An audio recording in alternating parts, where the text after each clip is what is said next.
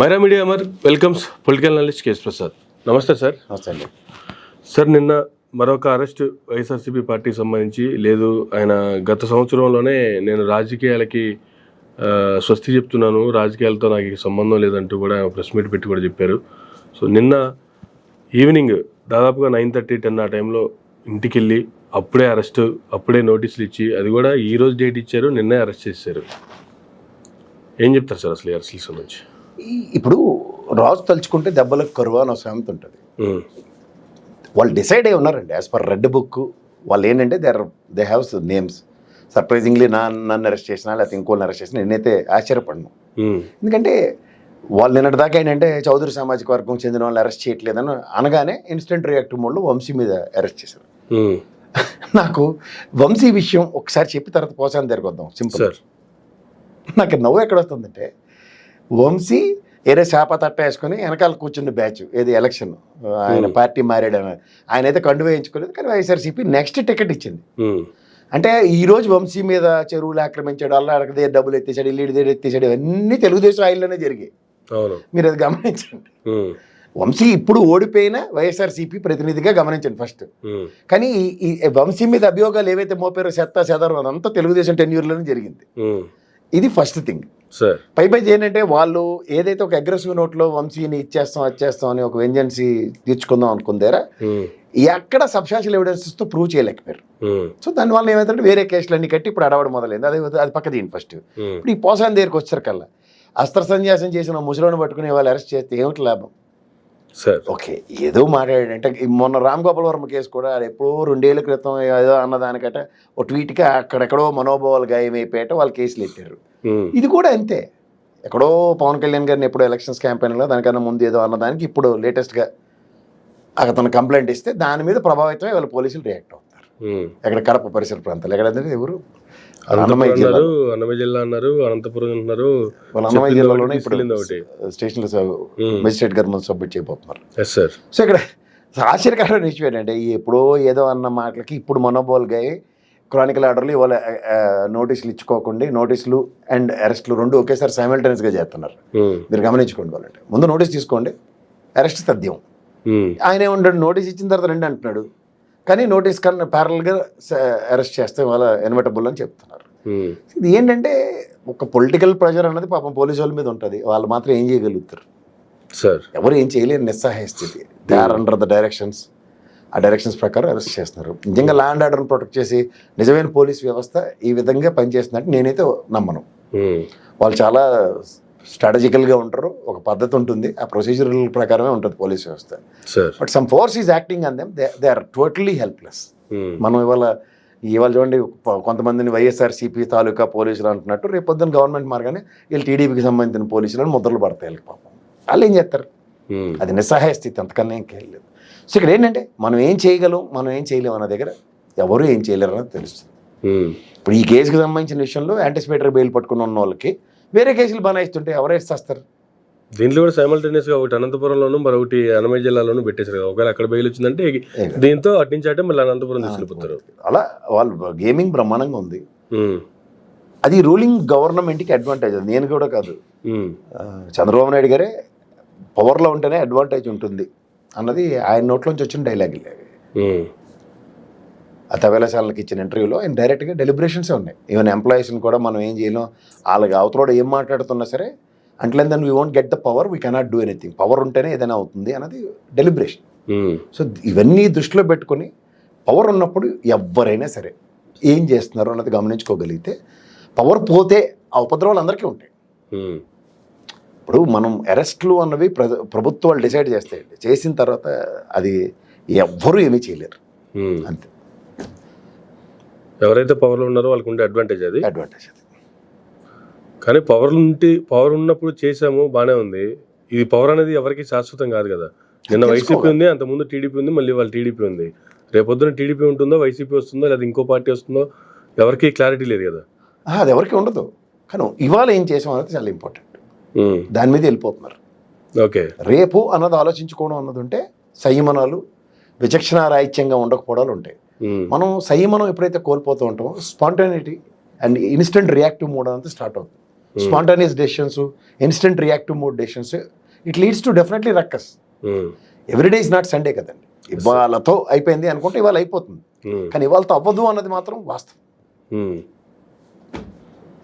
కానీ మొన్న జరిగిన అసెంబ్లీ సమావేశాల్లో కూడా పవన్ కళ్యాణ్ గారు మాట్లాడినటువంటి మాటలు ముందుగానే అటు అరెస్టులు ఉంటాయని చెప్పి వాళ్ళు ఇంట్లు ఇస్తున్నారంటారా?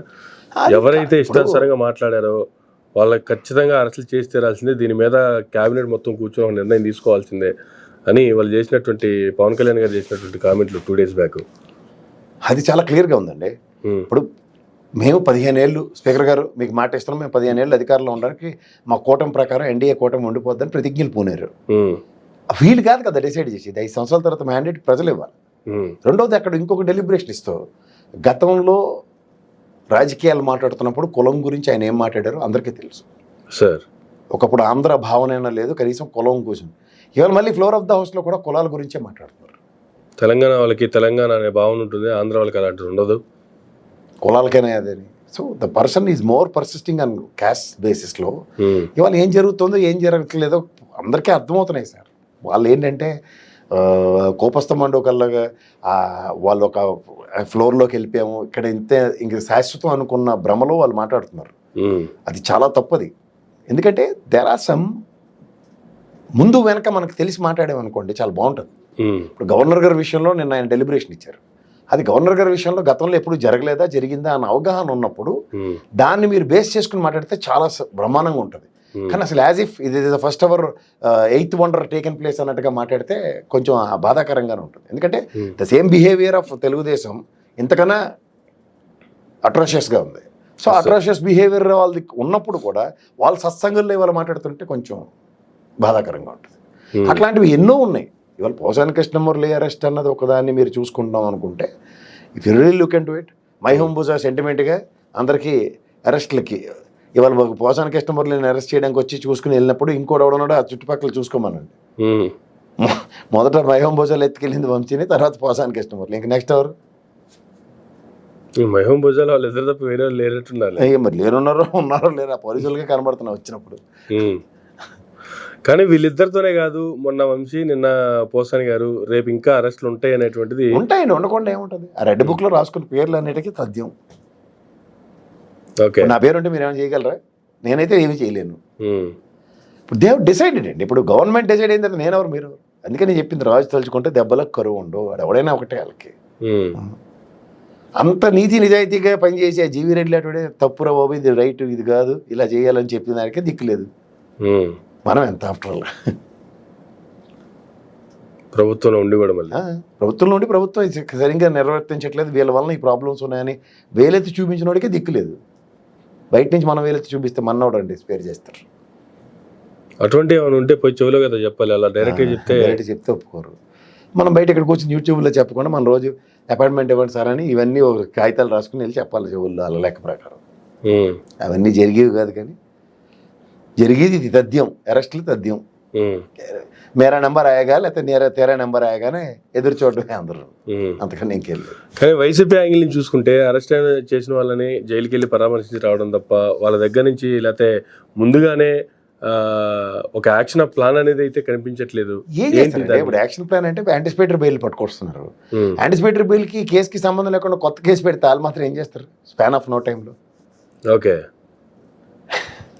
వంశీని వాళ్ళు దేని మీద అరెస్ట్ చేశారు ఒకసారి కనుక్కోండి. జరుగుతున్న పరిణామాలు ఏంటో చూడండి sir. Is all quite irrelevant. ఇప్పుడు వాళ్ళ గవర్నమెంట్లో అతనే ఎమ్మెల్యే ఉండి అతనే అన్ని దాష్టికలు చేసాడు, వాళ్ళు అరెస్ట్ చేస్తే ఏమైనా అర్థం ఉందా? మరి అప్పుడు ఏం చేశారు బాబు? అప్పుడు మినిస్టర్ కూడా కాదు కదా అతను, గవర్నమెంట్ మీదే ఉంది. ఇవన్నీ ఎంత కదని పరిటాల రవి శిష్యుడు అతను. ఆ టర్మ్ నుంచి చూస్తున్న విషయాలు ఏదో ఒక దగ్గర ఎక్కడో జరిగింది. గవర్నమెంట్ రాగానే ఫస్ట్ ఆయన మీద యాక్షన్ ఏది సార్? ఇవాళ ఆయన పార్టీ మారాడు కాబట్టి ఇవన్నీ కేసులే. ఏమన్నా లాజిక్ ఉంది అట్లా? మీకు లాజిక్ కనబడితే చెప్పదు, దాని గురించి మనం ఇంత ఎలాబరేటివ్గా విశ్లేషించవచ్చు. అలాగే పోసాంది కూడా నాకు అయింది ఏదో అయింది పొరపాటు గ్రహపాటు ఇంక మానేస్తానని మాట్లాడినాను అంటే ఇంకా దానికి పనికిరాడు రాజకీయాలు అవతల పడేయండి అని భయం పడ్డాడు, పోయాడు అనుకోవాలి. కాదు ఇంటికి వెళ్ళి మళ్ళీ ఎగర తేలుకొని తెచ్చి తీసుకొచ్చామంటే ఏం చేయగలుగుతారు దానికి? అంటే అలా పక్క పోయిన వాళ్ళు కూడా రచ్చగుట్టీలు తీసుకొచ్చి పెట్టడం అంటారా? ఆయన అన్నాడు కదా జగన్మోహన్ రెడ్డి, మీరు ఎక్కడ దాక్కున్నా వెనక్కి తీసుకొస్తాం, జైల్లో పెడతాం. దానికి ఇమీడియట్గా మేము వదిలేసాం అనుకుంటున్నారు, వదలలేదు, ఇలా తీసుకొచ్చి అరెస్ట్ చేస్తున్నాం అన్నాడు. అంతే, టిట్ ఫర్ టాట్ ఇది. Politics it's a game. When you start game, అవతల కూడా గేమ్ ఆడతాడు. గేమ్ ఆడకుండా గమ్మును కూర్చోమంటే ఆడతాను కాదు అది. టైం కోసం చూస్తుంటారు. కానీ పోసాన గారి యాంగిల్ చూసుకుంటే కూడాను ఆయన నేను రాజకీయాలు మానేశారు, అసలు చేశారు, ఇంట్లో కూర్చున్నారు. అలా వదిలేయకుండా ఇప్పుడు ఆయన మరలా పట్టుకొని తీసుకొచ్చి రేపొద్దున ఆయన ఇంకా ప్రొడక్టివ్గా పనిచేయాలనే గ్యారంటీ లేదు కదా. ఎవరికి తెలుసండి ప్రొడక్టివ్గా పనిచేయాలనే శాసనాలు ఉన్నాయా? జైల్లో పెట్టిన వెంటనే బయటకు వచ్చి బ్రహ్మాండంగా పనిచేయాలని ప్రతిజ్ఞ పూలు వస్తారా? ఎవడ భయం ఆడది, ఎవడికి ముందే పారిపడంటేనే ముందే భయం పట్టడని అర్థం అవుతుంది. భయం పడిన తర్వాత ఇంకా మళ్ళీ పట్టుకుని ఆయన పిరుకొని పట్టుకొచ్చి మళ్ళీ అరెస్ట్ చేస్తే ఎట్లా? ఓకే, ఆరోగ్యం అని ఉంటాయి కదా ఎవరికైనా. ఇప్పుడు ఎవడన్నా 4 పడితే పోలీసు వాళ్ళు దగ్గరికి వెళ్ళి ఇంకేం ఎవడన్నా మాట్లాడగలరా? ముందు బయట ఉన్నసేపే, ఒకసారి స్టేషన్లోకి వెళ్తే అలా అటుడనే పిల్లే. నేను చెప్తున్నాను నిజంగా, the power of police is totally different. అది ఒక పోలీస్ వ్యవస్థ అన్నది ఎవరికైనా సరే సార్, మనం దానికి మాన మర్యాదలు కాపాడి గౌరవం ఇవ్వాల్సిందే. Because they have special discretions. మనం ఒళ్ళు దగ్గర పెట్టుకోకుండా వాళ్ళ దృష్టిలో పడి వాళ్ళ తప్పు అంటే ఎలా అవుతుంది? వాళ్ళు పోనీ మనకి ఏదైనా కన్సిడరేషన్ ఇద్దామని వాళ్ళకి పొలిటికల్ ప్రెషర్ అక్యుములేట్ అవుతుంటే ఎక్కడి నుంచి వస్తారు? వాళ్ళకి మాత్రం వాళ్ళు మనుషులే కదా, ఆలోచించాలి కదా వాళ్ళ గురించి కూడా. ఇప్పుడు బయట కూర్చొని నేను ప్రవర్తనలు చెప్పడానికి చాలా బాగుంటారే, పోసాన్ గారిని అక్రమంగా అరెస్ట్ చేశారు, ఈ పోలీస్ వ్యవస్థను ఎందుకు మాట్లాడాలి మనం? వాళ్ళు ఏం చేస్తారు? ఆడోడ కేసు పెట్టిన దానికి ఈ కేసు నిడివేంటి, ఇదేంటంటే ఈ ఎవిడెన్సెస్ ఉన్నాయి, దీని ప్రకారం చేయండి అంటే ఏం చేయగలుగుతారు వాళ్ళు?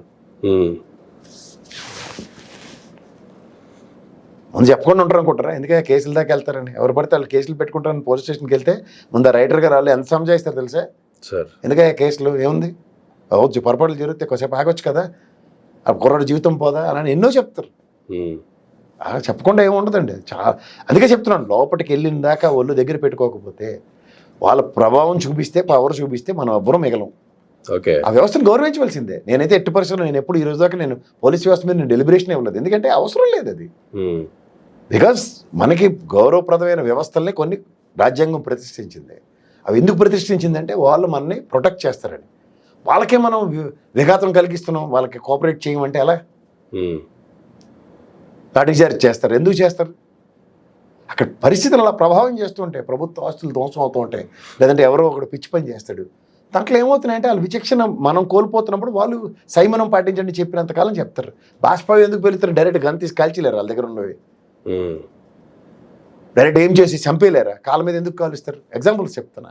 ఎక్కడో రేర్గా 2-3 ప్రాణాలు పోతాయి కాదంటలేదు, కానీ వాళ్ళకి పోలీస్ ప్రొసీజర్స్ ఎట్లా ఉంటాయి? సో ఇవన్నీ మనం వాళ్ళ పరిస్థితులు తెలిసి కూడా, అందులో మనకి ఇవాళ ఉన్న జనాభాకి ఎన్ని లక్షల మందికి ఒక పోలీసు ఉన్నాడో తెలిసి కూడా మనం విచక్షణలు కోల్పోయి వాళ్ళకి మనతో పని పెట్టే కార్యక్రమం పెట్టి వాళ్ళ రైట్ వాళ్ళ తప్పు మనం రైట్ అంటే ఎక్కడ అవుతుంది చెప్పండి? అది అవ్వదు. అది వ్యవస్థకి మనం ఎప్పుడు వెసులుబాటు మన తరఫున ఇవ్వకూడదు. వ్యవస్థకి మనకన్నా ఎక్కువ తెలుసు, అది నేను నమ్ముతాను. వ్యవస్థను గౌరవిస్తేనే మనం గౌరవించబడతాం. వ్యవస్థనే మనం ఆడిపోసుకుని వ్యవస్థ మనకు ప్రొటెక్షన్ రావట్లేదంటే ఎలా? ఓకే, ఇప్పుడు రేపు పొద్దున నెక్స్ట్ గవర్నమెంట్ మారి వాళ్ళు ఇలా చేయమని ఏమైనా ప్రియాంబుల్ ఇస్తే, లేదా వాళ్ళు ప్రామిస్ ఇస్తే, అప్పుడు మనం ఈ వ్యవస్థలో ఇలా జరుగుతుంది తప్పు అని మాట్లాడవచ్చు. ఏ వ్యవస్థ ఆ వ్యవస్థ అలాగే వాళ్ళని మలుచుకుని వాళ్ళని తీసుకెళ్తున్నప్పుడు ఎవరిని ప్రశ్నిస్తామండి? ఓకే, ఎవరికి చెప్పగలం చెప్పండి?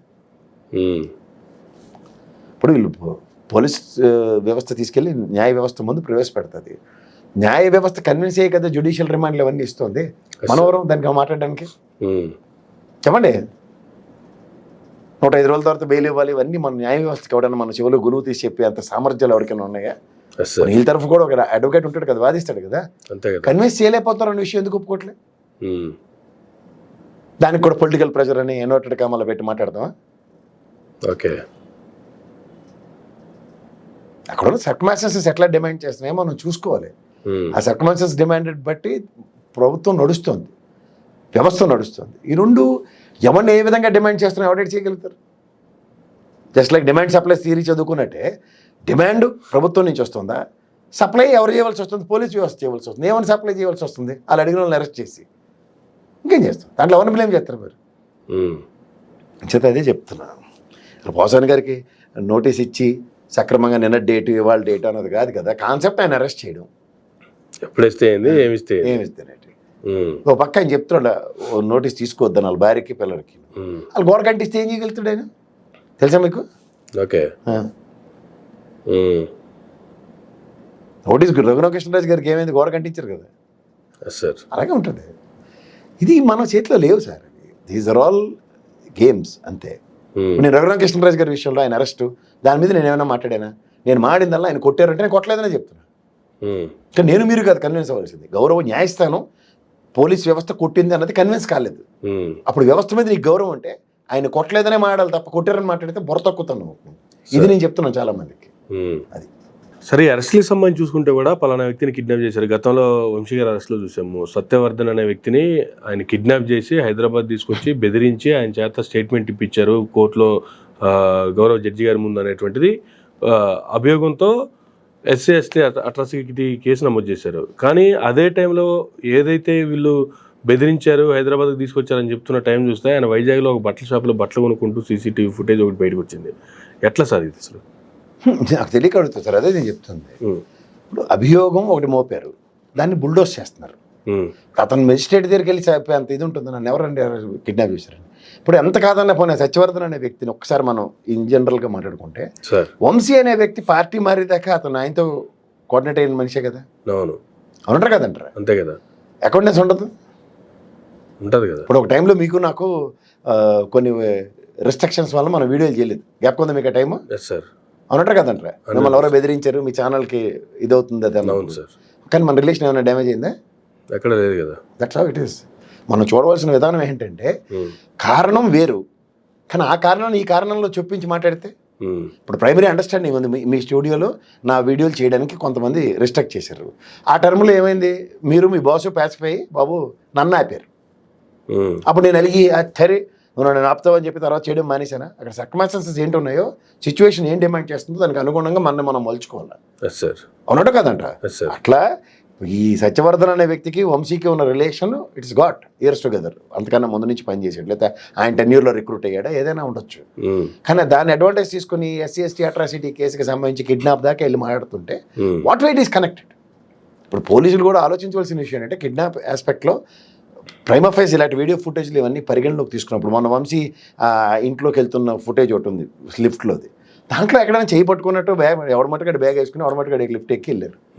పోనీ అదేమన్నా స్పెషల్గా డిజైన్ చేసిన వంశీ అపార్ట్మెంట్కి వెళ్ళే లిఫ్ట్ కాదు కదా, అంతే కదా. ప్రైవేట్ లిఫ్ట్ అయితే మీరు అన్నట్టు అనుకోవచ్చు, అది కామన్ లిఫ్ట్, ఏదో ఫ్లోర్లో ఎవడో ఆపి ఎవడో ఎక్కొచ్చు. అది what way it is connected, అంతేగా. సో అందుకని మీకు వాస్తవాన్ని మనం గ్రహించి మనం మాట్లాడదాం. అంటే ఎప్పుడో చూసిన వీడియోకి మనోభావాలు గాయవి వాళ్ళ పోసాని మీద రాంగ్ బౌలర్ మీద కేసులు పెడుతుంటే దానికి ఎవరేం చేయగలుగుతారు? ఎవరేం చేయగలుగుతాం సార్? ఇప్పుడు నేను కొన్ని వందల వేల వీడియోలు చేశాను. నేను ఆ వీడియోలో ఏదో ఉంది, వాళ్ళ తనకి మనసు గాయమైంది, లేడీకి మనసు గాయమైంది అంటే ఎవరి చేతిలో ఉంటుంది అది? నా చేతిలో అయితే లేదు. లేని దాని గురించి ఎందుకు బాధపడ్డా? జరిగి జరక్క మందు కొన్ని తథ్యం అంతే. ఇప్పుడు రోకల్లో బొర్రెట్టి అరే ఆడ వెలిగా కొడతాడా గట్టిగా కొడతాడా అని ఆలోచిస్తే ఏమైనా అర్థం ఉందా? అలాగే ఈ పాలిటిక్స్లో అనవసరంగా నాకు వచ్చి విశ్లేషణలు చేయమని అవడానికి తీర్థలకు దిద్ది పంపించాడు. నా మట్టు నేను చేసినప్పుడు దానికి కాన్సిక్వెన్సెస్ అలా ఎవడో తిడుతున్నాడు, వీడు ఎవడో పొడి చేస్తాను అంటున్నాడు, రేపు పొద్దున అరెస్ట్ చేస్తాను అంటున్నారు. వీటన్నిటికీ భయం పడితే ఎవడో ఉంటాడు. ఇన్వర్టబుల్ సిచ్యువేషన్స్ అన్ని యాంటిసిపేట్ చేసి ఎవడిపోయినాడు చేస్తుంటారు. నాగేశ్వరరావు గారు లాంటి దిక్కులేదు, ఆ ప్రొఫెసర్ గారికి ఆయన కూడా వదలం అరెస్ట్ చేస్తామని బెదిరించిన ఉదాంతాలు ఉన్నాయి, తిట్టిన ఉదాంతాలు ఉన్నాయి. ఎవరు చేస్తారు? These are all common things అండి. మనం చేసే పని దానివల్ల పాజిటివ్ ఉంటుంది, నెగిటివ్ ఉంటుంది. ఎవడో రోడ్డు మీద కలిసి సార్ సెల్ఫీ దిగుతాం సార్, లేకపోతే బాగా మాట్లాడుతున్నారు సార్ అంటే పొంగిపోయి అలా తిట్టగానే అయ్యో అని ఏడ్చుకుంటూ కూర్చుంటే ఇంక మనం అక్కడికి కూడా ముందుకెళ్తాం. ఏం పని దాందే. జనరల్గా ఏ గవర్నమెంట్ ఉన్నా ఏ గవర్నమెంట్ ఎంత మంచి కార్యక్రమాలు చేసినా చేపట్టినా విమర్శించే వాళ్ళు విమర్శిస్తూనే ఉంటారు, లేదు తప్పు జరిగిన దగ్గర తప్పు అని ఖండించే వాళ్ళు ఖండిస్తూనే ఉంటారు. అంత మాత్రాన ఖండించిన వాళ్ళని విమర్శించిన వాళ్ళని అరెస్ట్ చేసుకుంటూ పోతాము అంటే ఎంతవరకు సార్ ఇది? అదే చెప్తున్నాను కదా సార్. ఇప్పుడు ఒక డెలిబరేషన్స్ మన నోట్లోంచి వచ్చిన తర్వాత కట్టుబడి ఉండాలి. నేను మాట్లాడను లేదంటే అసలు నేను మాడే ఉంటాను, మాట్లాడకుండా ఏమి ఉండవు కదా. అలాగే మాట్లాడిన దానికి మనం కట్టుబడి లేకుండా నాకు సంబంధం లేదు, అభిలాషలో మామలో నాకు తెలియదంటే కుదరదు. మనం మాట్లాడినంతసేపు ఒళ్ళు దగ్గర పెట్టి మాట్లాడడం అంటే ఏం పర్లేదు. ఒళ్ళు దాటామా మన చేతిలో కొన్ని ఉండవు, దానికి ప్రిపేర్ అవ్వాలి అని చూడండి. Right sir, thank you sir, thank you very much అండి. ఇదండి ప్రసాద్ గారు తీనట్టు మరొక ఇంట్లో మళ్ళీ కలుద్దాం. చూస్తూనే ఉండండి మేరా మీడియా.